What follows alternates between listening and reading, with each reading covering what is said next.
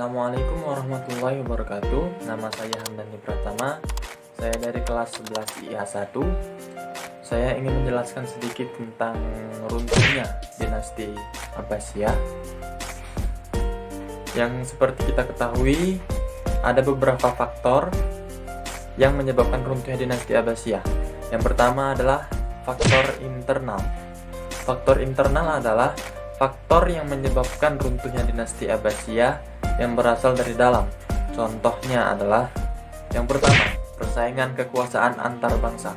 Persaingan antar bangsa didirikan karena Bani Abbasiyah didirikan atas dasar persekutuan Bani Abbas dengan orang-orang Persia.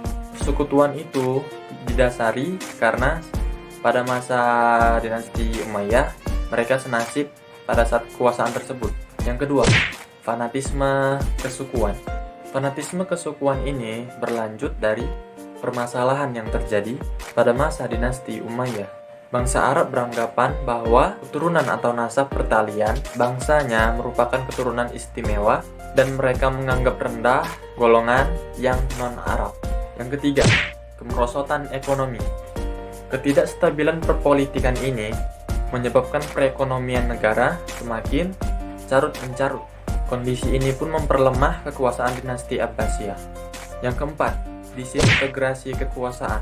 Munculnya elit militer bekas budak dan pengaturan konsensus lahan makin memperjelas bahwa bukan saja penguasa dinasti Abbasiyah yang semakin lemah, tetapi memang terjadi pergeseran kekuasaan dari elit lama ke elit baru.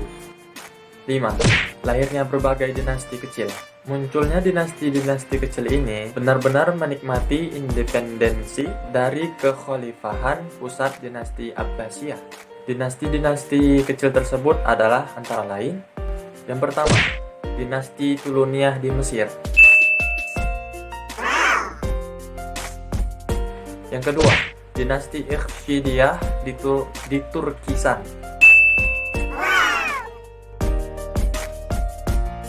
Yang ketiga, Ghaznawiyah di Afghanistan.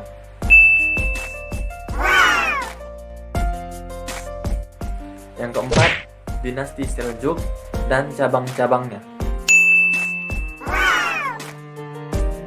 Yang kelima, dinasti At-Tahiriyah di Khurasan. Yang keenam, dinasti Safariyah di Fars. Yang ketujuh, dinasti Samaniyah di Transoksania. Yang kedelapan, dinasti Sajiyah di Azerbaijan. Dan yang terakhir adalah dinasti Buwayhiyah. Kemudian kita masuk ke faktor eksternalnya runtuhnya dinasti Abbasiyah. Yang pertama adalah Perang Salib.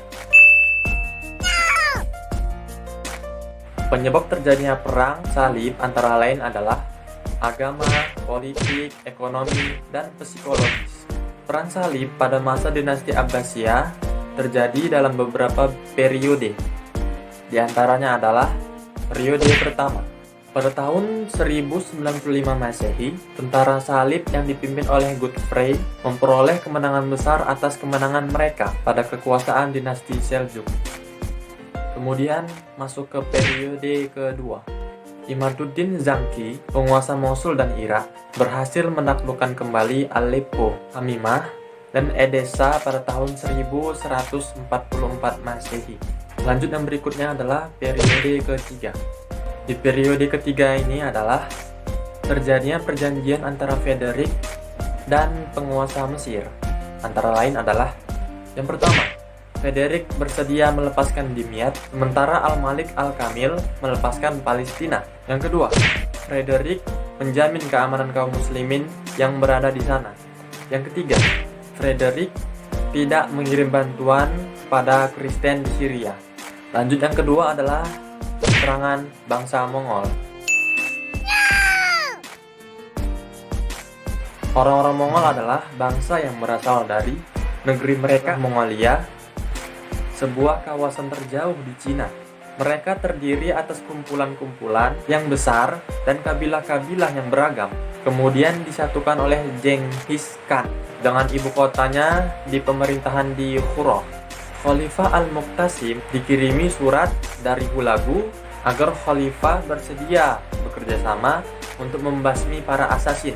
Namun Hulagu mendapatkan surat balasan yang dianggapnya adalah sebagai merendahkannya. Lalu kemudian karena merasa dihina, Hulagu dan pasukannya menyerang Baghdad. Mereka memenangkan peperangan ini di awal penyerangan. Sementara itu Khalifah Al-Muqtasim langsung menyerah dan ditawan pasukan Mongol. Dan kemudian pun Hulagu berhasil meruntuhkan dan menghancurkan ibu kota dinasti Abbasiyah. Sekian Bu dari video hasil penjelasan saya. Apabila ada salah-salah, saya mohon maaf. Jika di dalam video ini terdapat kata-kata yang kasar, saya mohon maaf karena saya makhluk kasar, bukan makhluk halus. Dan apabila di dalam video ini ada kata-kata yang tak biasa, saya mohon dimaklumi karena saya manusia biasa, bukan makhluk luar angkasa. Wabillahi taufik wal hidayah. Ilal liqa' ma'as salamah. Assalamualaikum warahmatullahi wabarakatuh.